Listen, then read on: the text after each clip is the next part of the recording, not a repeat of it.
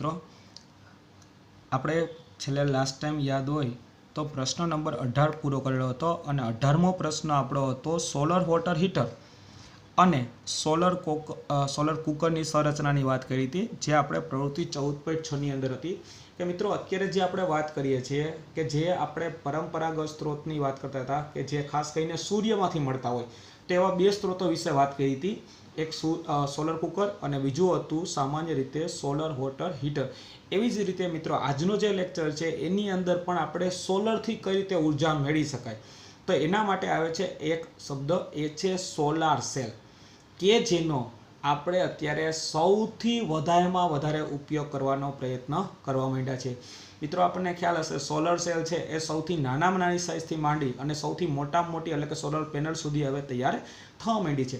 અત્યારે તમને ખ્યાલ હશે કે વિજ્ઞાન મેળાની અંદર પણ હવે સોલર સેલનો ઉપયોગ કરવા માંડ્યા છે કે સોલર સેલ છે એનો ઉપયોગ કરી સામાન્ય રીતે આપણે લાઇટ કે મ્યુઝિકની સિસ્ટમ એની અંદર ફિટ કરેલી હોય છે, અથવા ગામડાની અંદર પણ આપણને ખ્યાલ છે અને શહેરોની અંદર પણ હવે એવું થવા માંડ્યું છે કે જે સોલર સેલ તમે હાઈવે ઉપર જતા હોય તો તમને ખ્યાલ હશે કે ડિવાઈડરની વચ્ચે જે લાઇટ ને બધું મૂકેલું હોય છે, તો એમાં પણ ક્યાંક ને ક્યાંક સોલર સેલનો ઉપયોગ કરેલો હોય છે। તો આ જે સોલર સેલ છે એ કઈ રીતે કાર્ય કરે છે, એની અંદર કેટલા વોલ્ટેજ હોય છે, કેટલા વોટ હોય છે અને એની કઈ રીતે બનાવટ થાય છે અને એનો ક્યાં ઉપયોગ કરશું, તો આ તમામે તમામ વસ્તુઓ છે એ સોલર સેલની વાત આવી છે। અને આ સિવાય મિત્રો આપણે જો બહુ મોટા પાયા ઉપર વાત કરવામાં આવે તો એના દ્વારા રચના તૈયાર થાય છે જેને આપણે સોલર પેનલ તરીકે ઓળખી શકીએ।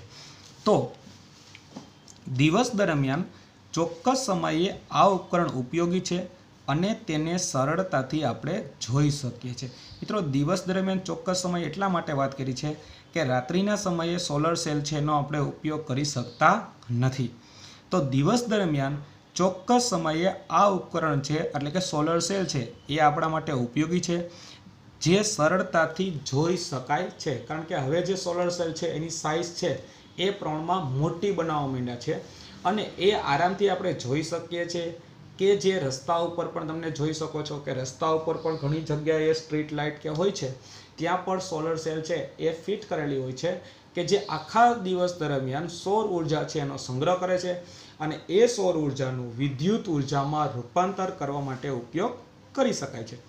તે સૌર ઉર્જાનું વિદ્યુત ઉર્જામાં રૂપાંતર કરે છે। મિત્રો આ વાક્ય ખાસ આપણે નોંધી લેશું કે સોલર સેલનો સિદ્ધાંત શું છે। જો આવો પ્રશ્ન પૂછાય તો સોલર સેલનો સિદ્ધાંત તે સૌર ઉર્જાનું વિદ્યુત ઉર્જામાં રૂપાંતર કરે છે, એટલે કે એના દ્વારા આપણને ઇલેક્ટ્રિસિટી છે એ મળી શકે છે।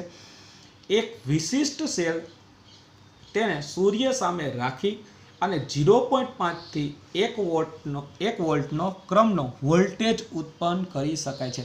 મિત્રો અહીં વોલ્ટેજનો જે ગાળો તમને આપેલો છે એ યાદ રાખવાનો આપણે પ્રયત્ન કરશું કે જે સોલર સેલ છે એને જો સૂર્યની સામે રાખવામાં આવે તો એ 0.5 એટલે કે અડધાથી માંડી અને 1 વોલ્ટના ક્રમનો વોલ્ટેજ ઉત્પન્ન કરી શકે અને લગભગ 0.7 વોટ જે પાવરનો એકમ છે, તો 0.7 વોટ જેટલો વિદ્યુત પાવર પેદા કરી શકે છે। તો મિત્રો બંને આંકડા આપણે યાદ રાખીએ કે વોલ્ટેજ જો પૂછાય પરીક્ષામાં તો 0.5 થી 1 વોલ્ટ અને જો પાવર પૂછવામાં આવે તો 0.7 વોટ સુધીનો પાવર છે એ પણ ઉત્પન્ન કરી શકે છે।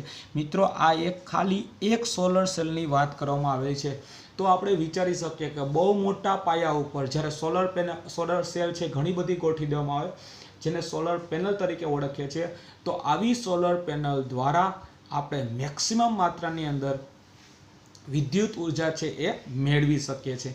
સોલર પેનલ તરીકે ઓળખાતી ગોઠવણમાં ખૂબ જ મોટી સંખ્યામાં સોલર સેલના સંયોજન કરાય છે। સંયોજન કરવું એટલે જોડવું। તો હમણાં જ આપણે વાત કરી મિત્રો કે એક સોલર સેલ હોય તો એના દ્વારા તમે વિદ્યુત થોડી માત્રામાં ઉત્પન્ન કરી શકો, જ્યારે બહુ વધારે માત્રામાં આપણે વિદ્યુત ઉત્પન્ન કરવાની હોય તો ત્યારે તમે સોલર પેનલનો ઉપયોગ કરી શકો અને એ સોલર પેનલ છે એ સોલર સેલ છે એને ઘણી બધી એકસાથે ગોઠવી દેવામાં આવે તો આખી સોલર પેનલ તૈયાર થાય અને એ સોલર પેનલનો ઉપયોગ આપણે વિદ્યુત ઉત્પન્નમાં કરી શકીએ। અને ખાસ કરીને આપણને ખ્યાલ હશે મિત્રો, એકવાર ન્યૂઝમાં પણ આવેલું છે કે સામાન્ય રીતે જે આપણે નર્મદાની જે કેનાલ છે એની ઉપર પણ આવી સોલાર પેનલ ગોઠવેલી છે મિત્રો.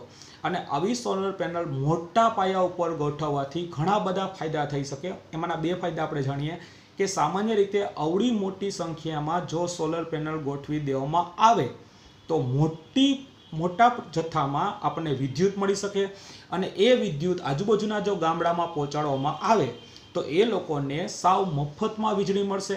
અને બીજો સૌથી મોટો ફાયદો એ થાય કે એ જે કેનાલ ઉપર આવી સોલર પેનલ ફિટ કરવામાં આવે તો એ કેનાલની નીચે જે પાણી રહેલું છે એ પાણીનું બાષ્પીભવનનો દર પણ એકદમ ઘટી જશે અને જેથી કરીને લાંબો સમય સુધી એ કેનાલની અંદર પાણી રહી શકે. તો આ રીતે મિત્રો સોલર પેનલ છે એ આપણા માટે ખૂબ જ ફાયદાકારક ગણી શકાય. તે વ્યાવહારિક ઉપયોગ માટે પૂરતી વીજળી પૂરી પાડે છે. પણ એ સોલર પેનલ જો મોટી સંખ્યામાં હોય તો મેક્સિમમ માત્રામાં વીજળી આપણને પૂરી પાડે છે. અત્યારે તમને ખ્યાલ હશે મિત્રો કે સરકાર તરફથી પણ જો તમારે ઘરની અંદર છત ઉપર એટલે કે ખાસ કરીને અગાસી ઉપર જો તમારે સોલર પેનલ ફિટ કરવી હોય તેમાં સબસિડી મળે છે અને એ સોલર પેનલ ફિટ કર્યા પછી તમને સાવ મફતના ભાવે વીજળી મળશે.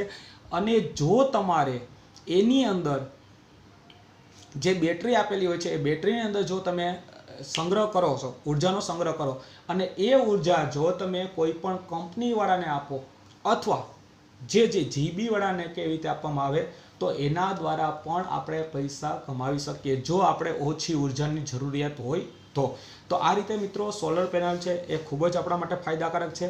હવે એનો ફાયદો જોઈએ મિત્રો કે તેમાં કોઈ ગતિશીલ ભાગ હોતા નથી. ગતિશીલ ભાગ હોતા નથી એનો મતલબ એવો થઈ ગયો મિત્રો કે એક જગ્યાએ એ સ્થિર રહી જશે. અને એનો સૌથી મોટો ફાયદો એ થાય છે કે ગતિશીલ ન હોવાને લીધે ભાંગતૂટ છે એની શક્યતા ઓછી થઈ જાય.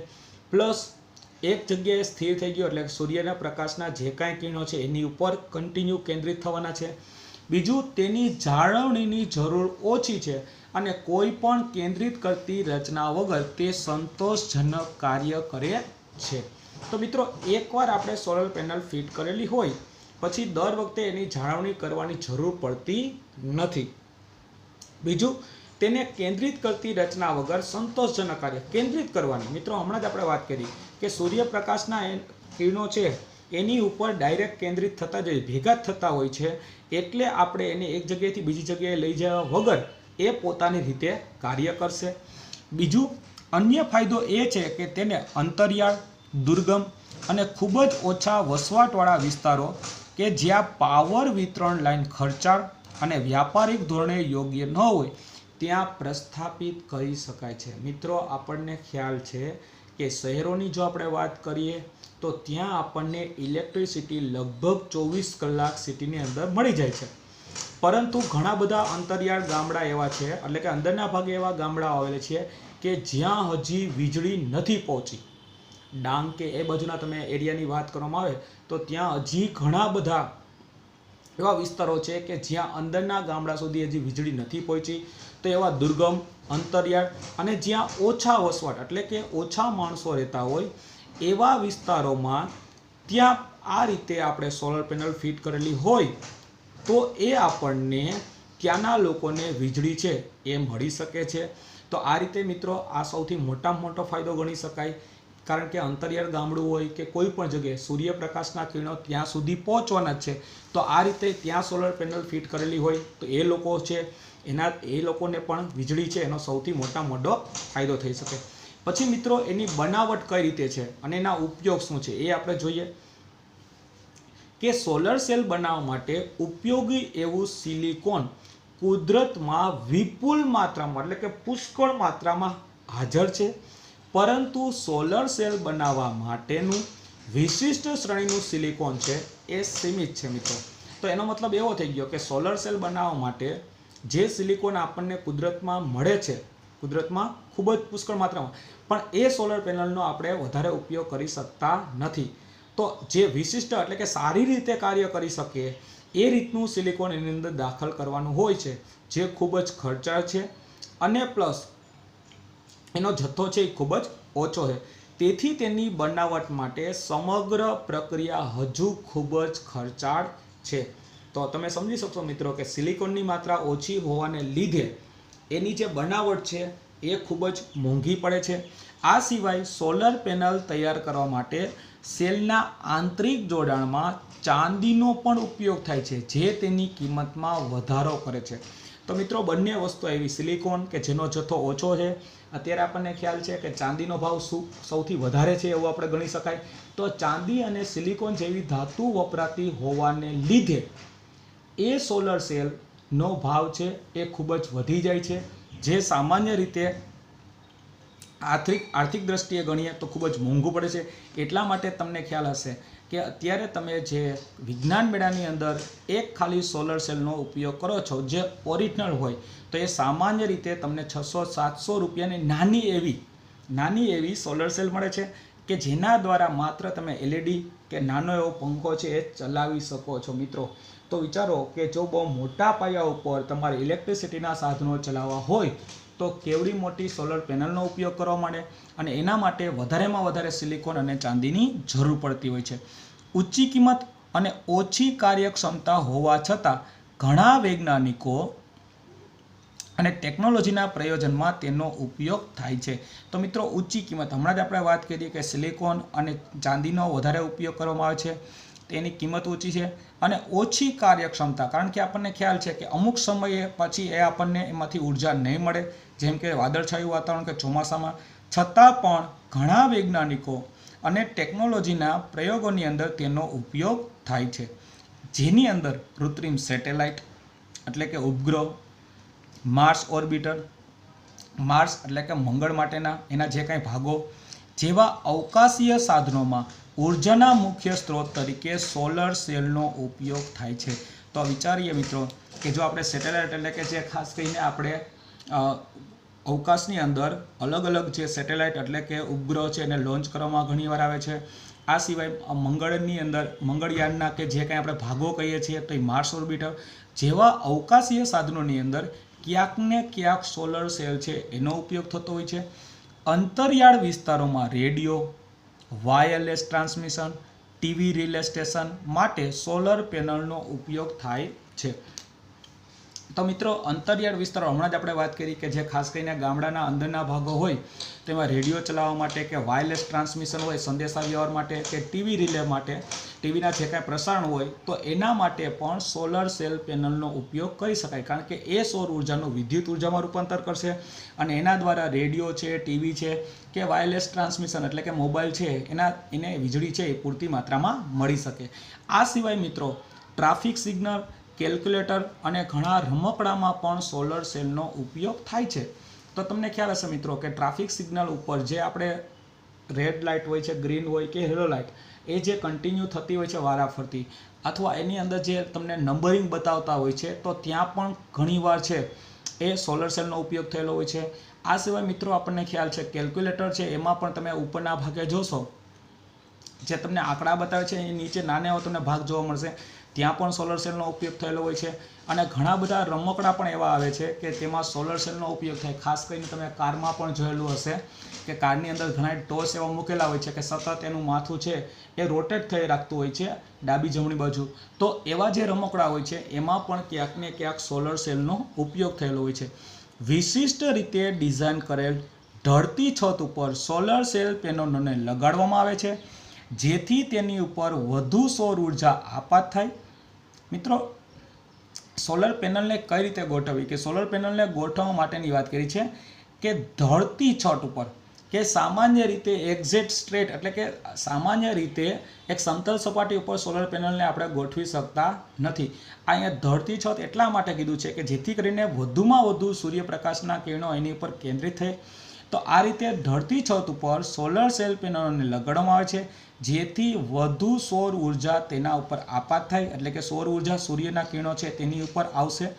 જોકે સોલર સેલની ઊંચી કિંમતને કારણે તેનો ઘરેલું વપરાશ હજુ સીમિત છે. સીમિત એટલે કે મર્યાદિત છે મિત્રો.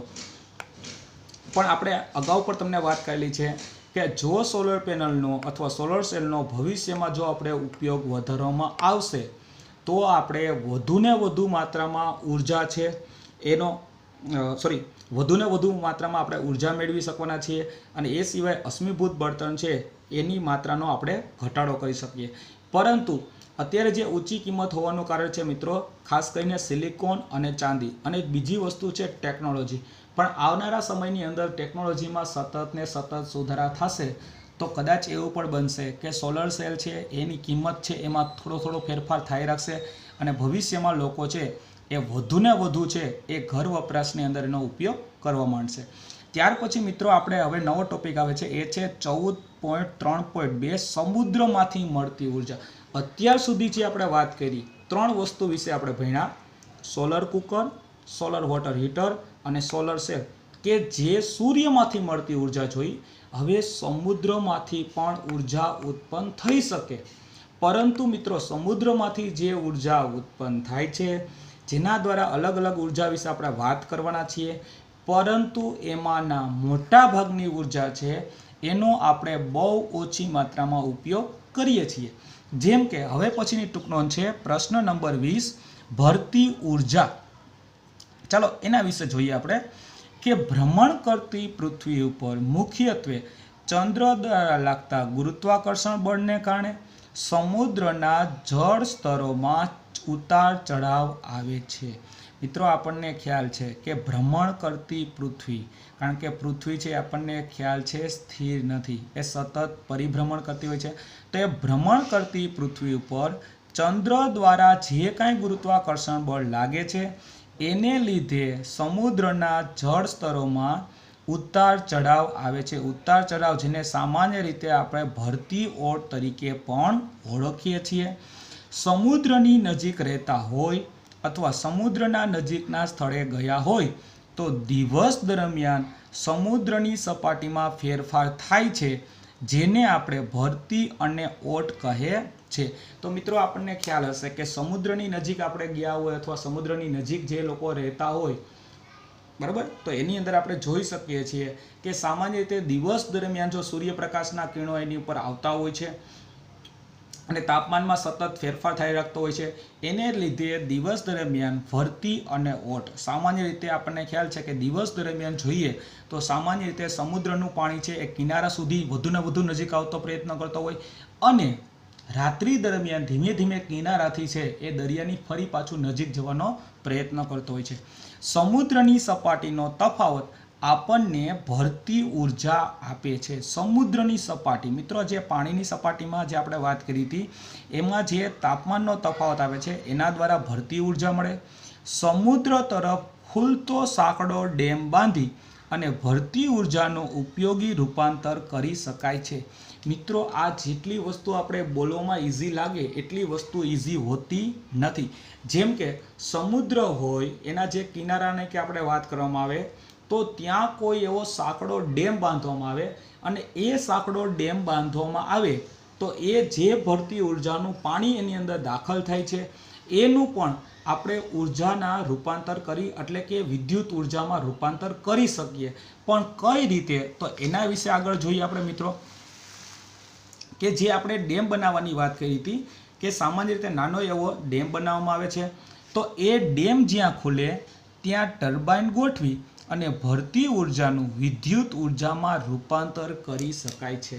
તો મિત્રો હમણાં જ આપણે વાત કરી કે જે જગ્યાએ ભરતી ઉર્જાનું જે કાંઈ પાણી છે કિનારે આવતું હોય ત્યાં સાંકડો એવો ડેમ બનાવવાની વાત કરી છે, અને એ ડેમમાં જ્યાં પાણી આવતું હોય છે ત્યાં વચ્ચે આપણે ટર્બાઇન મૂકવામાં આવે. તો એ જે ભરતી ઉર્જાનું જે ફૂલ ફોર્સથી પાણી આવતું હોય છે એને લીધે ટર્બાઇન ફરે છે, અને એ ટર્બાઇન ફરે કે જેને લીધે યાંત્રિક ઉર્જાનું વિદ્યુત ઉર્જામાં આપણે રૂપાંતર કરી શકીએ. પરંતુ આ પ્રકારનો ડેમ બનાવી શકાય તેવા સ્થળો ખૂબ જ મર્યાદિત છે, કારણ કે આપણને ખ્યાલ છે મિત્રો કે દરિયાનો કિનારો છે એકદમ વિશાળ હોય છે, જ્યાં સાંકડો આપણે નાનો પુલ બનાવવાની કે ડેમ બનાવવાની વાત કરીએ એ વસ્તુ બહુ ઓછી શક્ય છે. અને બીજું કે આને લીધે આ જે આપણે ડેમ બનાવવાની વાત કરવામાં આવે કે ટર્બાઇન મૂકવામાં આવે એકદમ ખર્ચાળ પદ્ધતિ ગણવામાં આવે છે. એટલા માટે આનો અત્યારે આપણે વ્યવહારમાં બહુ ઓછી જગ્યાએ ઉપયોગ કરીએ છીએ, પરંતુ મિત્રો પ્રાયોગિક રીતે આપણે આ વસ્તુ છે એ બનાવી શકીએ છીએ કે જ્યાં સમુદ્રમાંથી પાણી આવતું હોય, વધારે ફૂલ ફોર્સથી આવતું હોય, ત્યાં વચ્ચે તમે ટર્બાઇન મૂકી દો અને એ ટર્બાઇન છે એ વધારે ફોર્સથી પાણી આવશે એટલે ટર્બાઇન ફરે છે અને ટર્બાઇન ફરવાને લીધે યાંત્રિક ઉર્જાનું વિદ્યુત ઉર્જામાં આપણે રૂપાંતર કરી શકાય. તો આ રીતે મિત્રો જોયું આપણે ભરતી ઉર્જા જે સમુદ્રમાંથી મળતી હતી.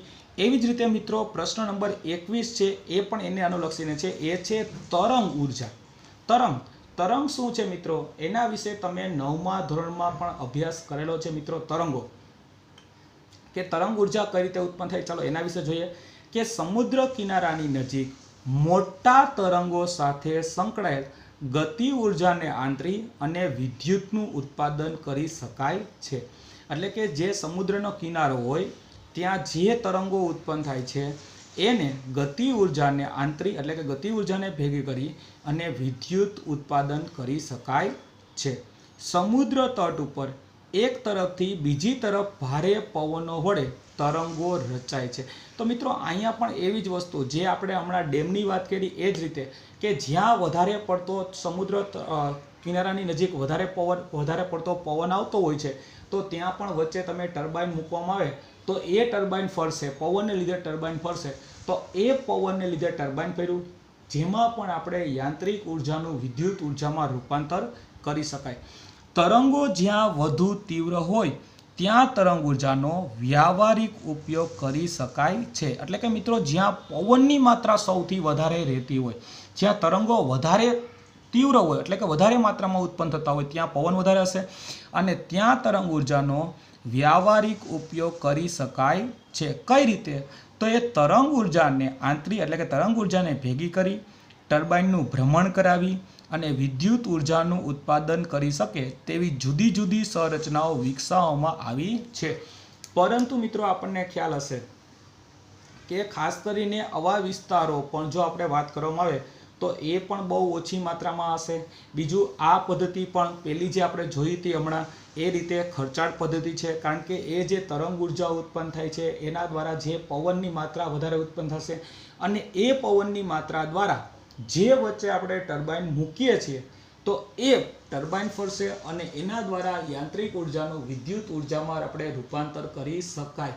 પરંતુ મિત્રો આ પદ્ધતિ પણ આપણને ખ્યાલ છે કે વ્યાવહારિક ધોરણે આપણે અત્યારે બહુ ઓછી જગ્યાએ ઉપયોગ કરીએ છીએ, કારણ કે આ પદ્ધતિ પણ પ્રમાણમાં ખર્ચાળ પડી જાય છે. બીજું કે આ પદ્ધતિ માટે જે આપણે વિશાળ દરિયા કિનારાની કે વાત કરતા હોય કે જ્યાં વધારેમાં વધારે તરંગ ઉર્જા ઉત્પન્ન કરી શકાય એવા વિસ્તારો છે એ બહુ ઓછી માત્રામાં હોવાને લીધે આ તરંગ ઉર્જા છે એનો આપણે અત્યારે ઓછો ઉપયોગ કરીએ છીએ. પરંતુ જો ટેકનોલોજીમાં સુધારા થતા જાય તો ધીમે ધીમે તરંગ ઉર્જા છે એટલે કે ખાસ કરીને પવન દ્વારા જે ઉર્જા ઉત્પન્ન થઈ એનો પણ આપણે ઉપયોગ કરી શકીએ. જે રીતે આપણે પવનચક્કીની વાત કરી હતી મિત્રો યાદ હોય તો વિન્ડ ફાર્મમાં એ આપણને ખબર છે કે અત્યારે સક્સેસ છે અને એનો ઘણી જગ્યાએ ઉપયોગ કરવા માંડ્યા છે. તો એવી રીતે તરંગ ઉર્જાનો પણ કદાચ ભવિષ્યમાં આપણે વિદ્યુત ઉર્જાના ઉત્પાદન માટે ઉપયોગ કરી શકીએ. ત્યાર પછી મિત્રો આપ્યું છે પ્રશ્ન નંબર 22. ટૂંકનોંધ લખો સમુદ્ર તાપીય ઉર્જા. સમુદ્ર તાપીય મિત્રો સમુદ્રની અંદર જે કાંઈ ગરમી કે ઉત્પન્ન થતી હોય છે, તાપમાનમાં ફેરફાર થતો હોય છે અને એના દ્વારા જે ઉર્જા ઉત્પન્ન થાય છે જેને આપણે સમુદ્ર તાપીય ઉર્જા તરીકે ઓળખીએ છીએ. જેમ કે સમુદ્ર કે મહાસાગરની સપાટીનું પાણી સૂર્ય દ્વારા ગરમ થાય છે અને તેની સરખામણીએ ઊંડાઈવાળી સપાટીના ભાગનું પાણી થોડું ઠંડુ હોય છે. મિત્રો આપણને ખ્યાલ હશે કે સમુદ્ર, મહાસાગર કે કોઈ પણ જ્યાં પાણી ભરાયેલું સપાટી હોય ત્યાં આપણે જોઈએ તો ઉપલી સપાટી તમને વધારે ગરમ લાગશે અને જેમ જેમ નીચે એટલે કે ઊંડાઈવાળા વિસ્તારોમાં આપણે જતા જઈએ તેમ તેમ પાણી આપણને ઠંડુ લાગે છે. એનું મેઇન કારણ છે મિત્રો કે સૂર્યપ્રકાશના કિરણો છે એ સૌપ્રથમ એની સપાટી ઉપર આવે છે અને જેમ જેમ અંદર તરફ જાય છે એમ સૂર્યપ્રકાશના કિરણોનું શોષણ થાય છે અને શોષણ થવાને લીધે જેમ ઊંડાઈ તરફ આપણે જઈએ એમ આપણને પાણી છે એ ઠંડુ લાગતું જાય છે. તાપમાનમાં આ તફાવતનો ઉપયોગ સમુદ્ર તાપીય ઉર્જાના રૂપાંતર પ્લાન્ટમાં ઉર્જા મેળવવા માટે કરી શકાય છે. મિત્રો તાપમાનના તફાવતની વાત એટલા માટે વાત કરી છે કે હમણાં જ આપણે વાત કરી કે ઉપરની સપાટીનું તાપમાન વધારે છે, નીચેની સપાટીનું તાપમાન ઓછું છે. તો આ જે તાપમાનનો તફાવત જોવા મળ્યો એ તફાવતનો ઉપયોગ દ્વારા સમુદ્ર તાપીય ઉર્જાના રૂપાંતર માટે એટલે કે એમાં પણ વિદ્યુત ઉર્જા ઉત્પન્ન કરવા માટે આપણે કરી શકીએ છીએ. જો જળ સપાટી ઉપર રહેલ પાણી અને 2 કિલોમીટર ઊંડાઈએ રહેલા પાણીની તાપમાનના તફાવત જો 20 સેન્ટીગ્રેડ કે વધારે હોય તો આ પ્લાન્ટ કાર્યાન્વિત કરી શકાય છે. મિત્રો આ વાક્ય ખાસ સમજવા જેવું છે કે સમુદ્રની સપાટી ઉપર રહેલ પાણી, સમુદ્રની સપાટી ઉપર એટલે કે જે સૌથી ઉપરની સપાટીનું પાણી છે અને 2 કિલોમીટર ઊંડાઈએ જે પાણી રહેલું છે એ બે વચ્ચેનો તફાવત જો 20 સેન્ટીગ્રેડ એટલે કે 20 સેલ્સિયસ તાપમાન હોય કે તેનાથી વધારે હોય તો આ પ્લાન્ટ એટલે કે સમુદ્ર તાપીય ઉર્જા ઉત્પન્ન કરી શકીએ. તો એના માટે આ બંને વસ્તુ હોવી જોઈએ કે સપાટી અને ઊંડાણનો જે વિસ્તાર છે એ ખૂબ જ મોટો હોવો જોઈએ અને એના માટેનું જે બંનેનું વચ્ચેનું તાપમાનનો તફાવત છે એ પણ 20 સેન્ટીગ્રેડ કે તેનાથી વધારે હોય તો સમુદ્ર તાપીય ઉર્જા છે એ આપણે ઉત્પન્ન કરી શકાય છે. એમોનિયા જેવા બાષ્પશીલ પ્રવાહીને ઉકાળવા માટે સપાટીના હુંફાળા પાણીનો ઉપયોગ થાય છે. મિત્રો એમોનિયા જેનું અણુસૂત્ર આપણને ખ્યાલ હશે NH3, તો એમોનિયા જેવું જે પ્રવાહી છે બાષ્પશીલ કે જેની અંદર ખાસ કરીને ઉષ્મા ઉત્પન્ન થતી હોય તો એવા પ્રવાહીને ઉકાળવા માટે સપાટીના હુંફાળા પાણીનો ઉપયોગ આપણે કરી શકીએ. હુંફાળા એટલે કે ગરમ પાણીનો આપણે ઉપયોગ કરી શકીએ છીએ. પ્રવાહીની બાષ્પ વડે જનરેટરના ટર્બાઇનને પણ ચલાવી શકાય છે. તો મિત્રો આ જે પ્રવાહી ઉકળવા માંડ્યું છે, હુંફાળું પાણી આવ્યું છે, તો એને લીધે જે પ્રવાહીની બાષ્પ હતી એ બાષ્પ વડે જનરેટર મૂકેલું હોય તો એ જનરેટરના ટર્બાઇનને આપણે ચલાવી શકાય છે. અને સમુદ્રમાં ઊંડે રહેલા ઠંડા પાણીને પંપ કરી ઉપર લાવી અને તેના દ્વારા બાષ્પનું ફરીથી પ્રવાહીમાં ઠારણ કરવામાં આવે છે. મિત્રો વાક્ય કેટલું અગત્યનું આપ્યું છે કે સમુદ્રના ઊંડે જે પાણી હતું એનું તો તાપમાન ખૂબ જ ડાઉન હતું એટલે કે નીચે હતું, તો એ સમુદ્રમાં ઊંડે રહેલા ઠંડા પાણીને પંપ દ્વારા એટલે કે વચ્ચે નળી મૂકી અને ઉપર લાવવામાં આવે છે. પછી એ ગરમ થાય છે અને એ બાષ્પ છે એનું ફરી પાછું પ્રવાહીમાં ઠારણ એટલે કે ફરી પાછું એ ગરમમાંથી ઠંડુ કરવામાં આવશે. સમુદ્રમાંથી મળતી આ ઉર્જા એટલે કે ભરતી ઉર્જા, આપણે 3 પ્રકારની ઉર્જા જોઈ.